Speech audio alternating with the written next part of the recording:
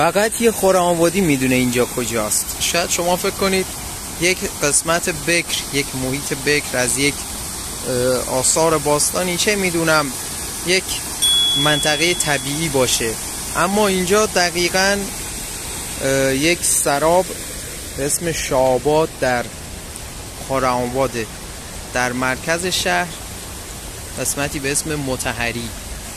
این چشمه به صورت طبیعی از اینجا میجوشه و ادامه پیدا میکنه که به شکل یک کوچه کاملا زیبا در اومده که در ادامه میتونید توی تصویر ببینید.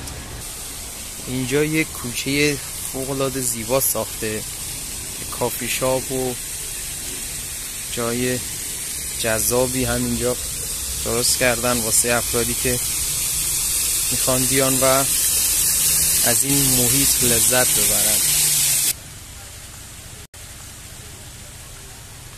سرچشمه مطهری یا همین شاه‌آباد یکی از محیطاییه که این منطقه از خرم‌آباد و مثل کشورهای اروپایی که وسط کوچه هاشون با قایق رد می شدن، دقیقا اون شکلی طراحی کرده.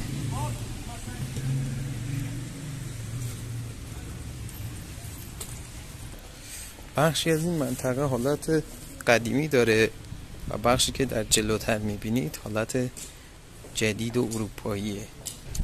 همینطور که می بینید سمت راست تقریبا بافت قدیمی و سمت چپ تصویر بافت نوساز داره و از این به بعد کلا نوساز میشه از این قسمت به پایین.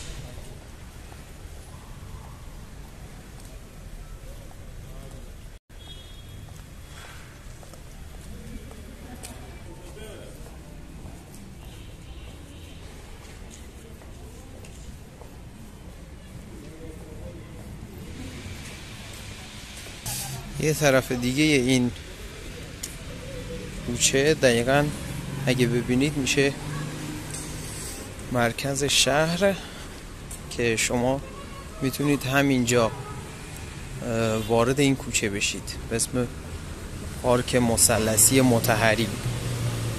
این قسمت شما میتونید بیایید کنار این سرچشمه زیبا و ازش لذت ببرید. بله، اینم از پارک مثلثی که روبروش میشه این سرچشمه و تا دقیقاً انتهایی که کوچه بود و تصویرش رو اول ویدیو دیدید ادامه داره.